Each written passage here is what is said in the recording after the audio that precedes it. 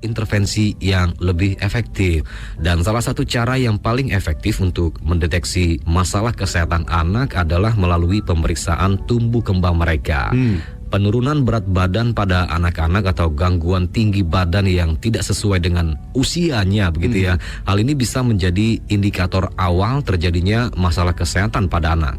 Nah, jadi pendengar, terkait dengan hal ini ya, belum lama ini pemerintah Tiongkok meluncurkan rencana komprehensif untuk meningkatkan kesehatan anak-anak selama periode 2026-2030. Kebijakan ini difokuskan pada penanganan berbagai isu kesehatan utama yang semakin mendapat perhatian di masyarakat. Misalnya seperti obesitas, ya, rabun jauh atau miopia, gangguan mental dan perilaku, kelainan tulang belakang, serta kesehatan gigi. Dan terkait dengan obesitas, ada kabar baik nih ya mengenai obesitas pada anak di Tiongkok, di mana angka kelebihan berat badan dan obesitas di kalangan anak-anak Tiongkok yang berusia di bawah 6 tahun sekarang menurun. Data statistik menunjukkan 5 tahun yang lalu ya, angka obesitas pada anak Tiongkok sebesar 10,4%. Nah, namun sekarang sudah menjadi 9,7%. Selain itu, angka kejadian makrosomia atau bayi besar untuk usia kehamilan juga turun ya selama 5 tahun berturut-turut selama periode rencana 5 tahun ke-14, yakni di tahun 2021-2025. Dan ada yang menarik juga nggak? Di mana status gizi anak-anak di Tiongkok sekarang ini juga terus membaik. Dengan tingkat terhambatnya pertumbuhan anak di bawah usia 6 tahun secara nasional turun menjadi 4,5%, dan tingkat kekurangan berat badan menurun menjadi 1,4%. Jadi selama periode rencana 5 tahun ke-14, tingkat kesehatan anak di Tiongkok boleh dibilang terjadi peningkatan begitu ya. Jadi pendengar, apa yang dilakukan oleh pemerintah Tiongkok dengan rencana komprehensif untuk meningkatkan kesehatan anak ini tentunya bertujuan untuk meningkatkan kesejahteraan fisik dan mental generasi muda Tiongkok gitu ya, melalui pendekatan pencegahan sejak dini serta pengelolaan terpadu terhadap berbagai masalah kesehatan. Nah, pemerintah Tiongkok juga menekankan bahwa kesehatan anak-anak tidak dapat ditangani secara terpisah melainkan membutuhkan strategi yang menyeluruh yang mencakup aspek medis, aspek pendidikan, keluarga, dan aspek lingkungan sosial juga Benar, dan salah satu fokus utama ya dalam rencana tersebut adalah memperkuat kerjasama ya antara layanan kesehatan dan sekolah. Integrasi antara perawatan medis dan pendidikan jasmani ini akan didorong agar pemantauan kesehatan, aktivitas fisik, dan pembentukan gaya hidup sehat dapat berjalan seiring. Selain itu juga sekolah dia diharapkan ini menjadi garda terdepan dalam deteksi dini masalah kesehatan fisik maupun mental anak ya pada siswa tersebut. Dan selain itu, rencana ini juga menekankan pentingnya kolaborasi antara keluarga dan sekolah bisa. Ini penting juga ya. Jadi di sini orang tua didorong untuk berperan aktif dalam membangun kebiasaan hidup sehat kepada anak-anak mereka. Sementara itu, guru-guru di sekolah juga harus menyediakan dukungan edukatif dan lingkungan yang kondusif bagi kesehatan anak. Di sisi lain, partisipasi masyarakat luas termasuk institusi sosial dan komunitas juga diharapkan dapat memperkuat upaya ini. Nah, pendengar, dengan peluncuran rencana ini, Tiongkok menunjukkan komitmen jangka panjang untuk menciptakan generasi muda mereka yang lebih sehat, lebih kuat, dan seimbang secara fisik maupun mental ya Dan upaya terpadu ini, pendengar, diharapkan mampu menghadapi tantangan kesehatan modern, sekaligus juga menjadi fondasi bagi pembangunan sumber daya manusia yang berkelanjutan hingga masa depan.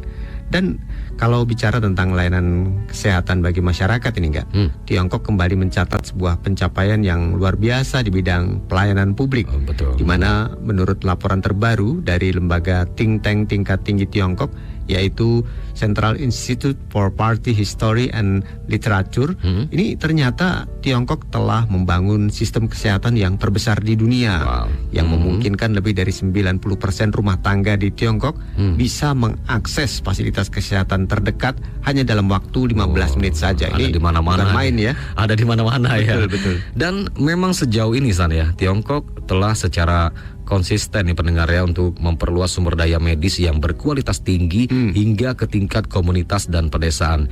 Jadi dalam hal ini ya, pemerintah ingin memastikan bahwa tidak hanya kota besar, tetapi juga daerah terpencil ini akan mendapatkan layanan medis yang setara. Dan sekarang mulai dari klinik desa hingga rumah sakit di kota-kota besar ya, jaringan layanan kesehatan di Tiongkok semakin terintegrasi dan mudah dijangkau oleh masyarakat. Dan selain itu juga pemerintah Tiongkok juga terus ya mendorong distribusi sumber daya yang lebih seimbang antar wilayah agar kesenjangan layanan antara perkotaan dan pedesaan itu semakin menyempit. Nah, artinya pencapaian ini menjadi bukti ya bahwa Tiongkok menempatkan kesejahteraan rakyat sebagai inti ya dari pembangunan nasionalnya. Dan melalui strategi pembangunan yang berorientasi pada kualitas hidup, dengan kata lain, Tiongkok tidak hanya berfokus pada pertumbuhan ekonominya, tetapi juga memastikan bahwa setiap warganya itu memiliki akses terhadap layanan medis yang baik dan juga cepat. Ya, jadi upaya ini sejalan ya dengan visi besar modernisasi bergaya Tiongkok, di mana kemajuan teknologi dan ekonomi diimbangi dengan peningkatan kesejahteraan sosial bagi seluruh lapisan masyarakatnya. Jadi ini berkeadilan begitu ya, Gena, ya. Setara ya. Nah, pendengar, masih terkait dengan anak, ada yang menarik di Tiongkok ini enggak? Di mana dalam 2 dekade terakhir, pertumbuhan tinggi badan anak-anak di Tiongkok ini memiliki laju yang paling pesat kalau dibandingkan dengan negara-negara lain. Hasil ini tentunya tidak lepas dari program kesehatan untuk anak usia dini dari pemerintah Tiongkok begitu ya. Di mana menurut data pendengar, tinggi badan rata-rata orang yang berusia 19 tahun di Tiongkok sana mengalami kenaikan sekitar 8 cm dalam 30 tahun terakhir. Nah, ini adalah lompatan yang paling besar di dunia. Dan saat ini pria yang berusia 19 tahun di Tiongkok rata-rata memiliki tinggi badan 175,6 cm. Sementara pada wanita ini rata-rata memiliki tinggi badan 163,4 cm. Jadi tren tersebut pendengar menunjukkan tinggi badan orang muda di Tiongkok ini tidak kalah dengan orang-orang yang ada di negara maju. Dan pertumbuhan ekonomi yang dialami Tiongkok ini ikut mendorong perbaikan nutrisi pada anak-anak yang akhirnya juga berpengaruh pada tinggi badan mereka. Dan salah satu pakar di bidang perkembangan anak usia dini di Tiongkok mengatakan pemerintah Tiongkok melakukan berbagai intervensi untuk memperbaiki status gizi anak-anak sehingga terhindar dari stunting.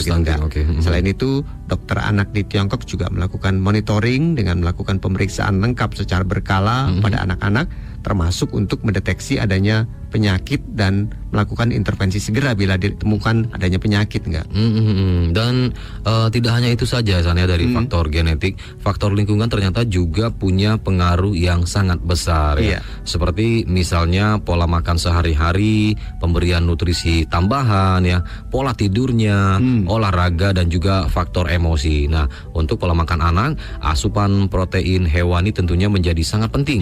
Kemajuan ekonomi di Tiongkok telah membuat tingkat konsumsi protein hewani di Tiongkok itu terus meningkat ya. Selain itu pendengar, pemerintah Tiongkok juga memiliki program meningkatkan waktu olahraga luar ruangan ya untuk anak-anak sekolah yang berpengaruh pada kesehatan fisik mereka. Betul, olahraga ini juga penting ya selain asupan gizi yang baik. Jadi pendengar, sejak beberapa tahun yang lalu Tiongkok ini sudah meluncurkan pedoman komprehensif ya untuk memerangi obesitas di kalangan anak-anak.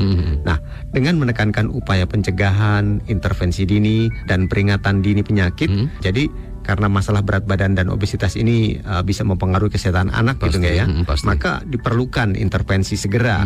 Selain itu, pedoman tersebut juga menyerukan kepada sekolah-sekolah ini untuk memberikan aktivitas fisik sehari-hari kepada siswa mereka.